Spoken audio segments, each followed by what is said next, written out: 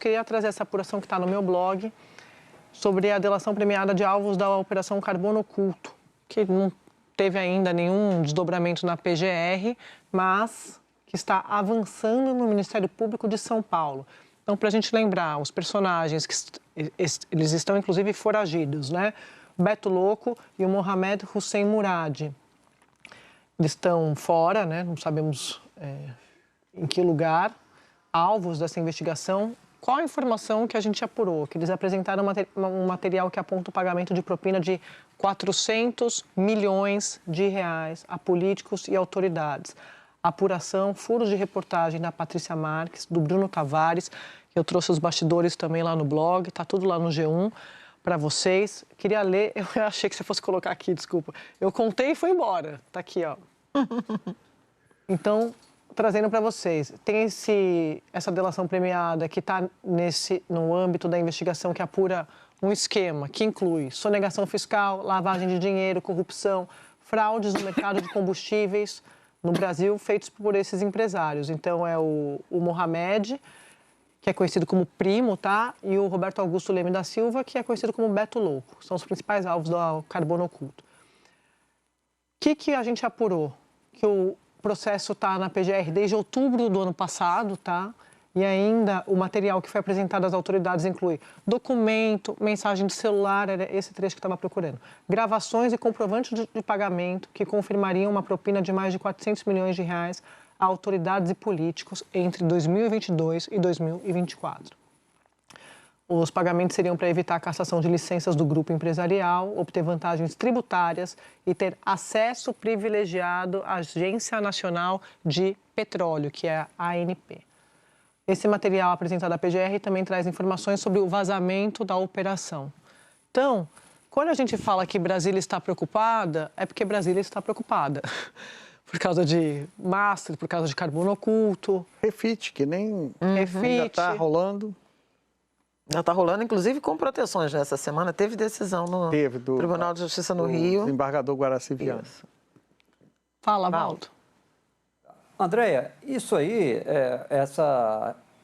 esse texto que você, a Patrícia e o Bruno trazem hoje, se tinha gente que havia voltado a dormir tranquilamente em Brasília, vai deixar de dormir, né? Porque entende o seguinte, eles estavam meio que tranquilos, porque aqui em Brasília, a delação, pelo que vocês relatam, não estava avançando, parada na PGR. A gente não sabe o motivo exato, mas no Ministério Público de São Paulo está avançando. Eu acho que eles talvez não tivessem essa informação. E a gente lembra que o Beto Louco, né, e o Primo, né, que são os dois foragidos daquela operação da Carbono Oculto, relacionada à máfia dos combustíveis, eles tinham uma grande relação política aqui em Brasília também, né? É incrível como personagens que a gente nem sabia, eu pelo menos não sabia da existência deles, mas os políticos sabiam, né? Tinha gente ali que tinha uma convivência próxima, gente graúda em Brasília, tinha uma convivência próxima com os dois, que defendiam ali as causas, né, entre aspas, das suas empresas, né, que tinham como prática de gerencial sonegar imposto, né? Era o grande negócio deles, era deixar de pagar tributos para poder ter faturamento elevado. E para isso precisavam ali de ter acesso à ANP, Receita Federal, ter acesso a vários órgãos que permitiam que eles continuassem sem pagar tributo, né? E aí o faturamento deles aumentava, o preço de competição deles no mercado aumentava, porque eles poderiam praticar um preço menor, né? E isso tinha um apoio político em Brasília. Gente aqui realmente bem posicionada que estava protegendo esses empresários. Suspeita já, você fala aí dos 400 milhões, a gente conversava mais cedo, né, Andréia?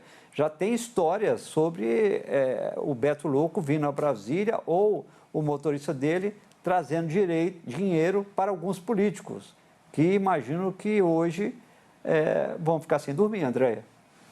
Vou chamar a Isabela Leite em São Paulo. Ela vai explicar para a gente essas duas figuras centrais do caso, né? Esses empresários que, como eu contei para vocês, são conhecidos como Primo e Beto Louco. Isa, boa tarde. Oi, Sadi, boa tarde para você também, a todos os colegas do estúdio, a quem segue com a gente. Sadi, são personagens considerados peças-chave nessa investigação e o que a gente ouve aqui em São Paulo corrobora muito com a sua apuração do Bruno, da Patrícia e do Valdo, que nada desse esquema poderia, ser tão robusto se não tivesse a participação de autoridades e de políticos até para amenizar projetos de lei, ou, enfim, decisões que pudessem atrapalhar o esquema. Mas vamos falar sobre esses dois personagens, principalmente, que comandavam esse esquema de sonegação fiscal, adulteração de combustível e também lavagem de dinheiro para ocultar esse patrimônio e blindar esse patrimônio. A gente está falando do Mohammad Hussein Murad, que é conhecido como Primo. Ele, segundo as investigações, chefiava todo esse esquema, também fazia a gestão operacional das usinas e nessa apresentação se colocava como um empresário e também um investidor. O Beto Louco, que é o Roberto Augusto Leme da Silva, ele é o segundo nessa hierarquia, também segundo as investigações, e era mais responsável por fazer a gestão financeira e patrimonial do esquema. A defesa dos dois nega o que algumas investigações trazem do envolvimento deles com o crime organizado, e aí a gente está falando de PCC, o que aparece em algumas investigações. Mas a gente fala muito da Carbono Oculto, Sadi, mas é importante a gente dar a dimensão do envolvimento deles, porque no mesmo dia que a Carbono Oculto foi deflagrada, outras duas operações também foram deflagradas pela Polícia Federal e pelo Ministério Público Federal, com o mesmo escopo, envolvendo as mesmas pessoas, mas com locais e também objetivos específicos um pouco diferentes. Operação Tank, por exemplo, que investigava adulteração de combustível e crimes financeiros no Paraná. Foi por meio dessa operação que o Murad e o Beto Louco estão foragidos até hoje, porque foi a única operação que teve mandado de prisão expedito. E menos da metade desses mandados foi cumprida. Tem até uma investigação sobre o vazamento das informações da operação. E só nessa investigação foi apurado que eles movimentaram 23 bilhões de reais. Sigo aqui com a nossa lista, com a Operação Casar, que aí teve como foco buscas mais aqui em São Paulo, no interior, também para apurar lavagem de dinheiro e blindagem patrimonial, porque a gente falou muito aqui nesse escopo da Carbono Oculto, a extensão e a infiltração do esquema em toda a cadeia de combustível, até em fundos de investimento para blindagem patrimonial. E aí, por fim, a gente traz aqui a Carbono Oculto, que foi uma operação deflagrada pelo Ministério Público de São Paulo, pelo GAECO, em parceria com a Receita Federal. Foi uma operação muito grande em número de mandados, porque foram 8 estados onde as equipes estiveram, mais de R$1 bilhão bloqueados e a estimativa de 52 bilhões em movimentações financeiras, ou seja, quase o dobro, mais que o dobro do que a gente tinha de apuração na Operação Tank. Falando dessa movimentação dos investigadores, o chefe do Ministério Público aqui de São Paulo, o Dr. Paulo Sérgio, que é o Procurador-Geral de Justiça, já vinha dando indícios dessa estratégia a partir de agora do Ministério Público. Deu uma entrevista recente ao Valor Econômico, em que ele dizia que o cerco estava se fechando em relação a essa investigação da Carbono Oculto e que uma das apostas, Sadi, era justamente essa, a delação para poder trazer mais elementos que poderiam corroborar com tudo que eles já apuraram nas investigações, coletaram as provas, mas que poderia trazer outros nomes que ajudaram para que esse esquema durasse tanto tempo. Volto com você. Obrigada, Isa. Otávio. Não, legal. Antes a parte legal dessa história. A parte legal dessa história é que é uma organização criminosa que age principalmente no estado de São Paulo, e cuja investigação está sendo conduzida pelo Ministério Público de São Paulo. Tem outra organização criminosa também que atua no mesmo setor, que, segundo a investigação, é a Refit, mas essa investigação não tem a participação do Ministério Público do Rio de Janeiro.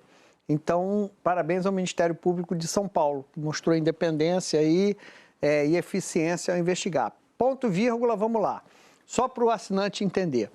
Beto Louco e Primo está muito associado ao PCC. Mas eu já ouvi assim, de investigadores dúvidas se se há conexões com o PCC ou se o PCC é que comanda essa rede.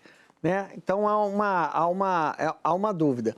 Qual era o esquema deles? A adulteração de combustível. Eu acho que o Valdo falou nisso, explicou isso, não foi, Valdo? Sim, adulteração exatamente. de combustível. No Rio de Janeiro, qual era o modelo de negócio da Refit? Sonegação de imposto. Então, os dois conseguiam vender combustível mais barato, destruindo a concorrência legal, uma adulterando combustível, a outra sonegando impostos. As duas tinham um pacto, digamos assim, de uma não invadir o território da outra. Né? A Copag não entrava aqui no Rio de Janeiro, a Refit não entrava no estado de São Paulo. Num determinado momento, esse pacto foi quebrado. Teve um posto da Refit incendiado aqui no estado do Rio de Janeiro. E aí eu tenho duas versões, que foi a Refit quem quis entrar em São Paulo e outra versão é que foi a Copag que quis entrar aqui no Rio de Janeiro.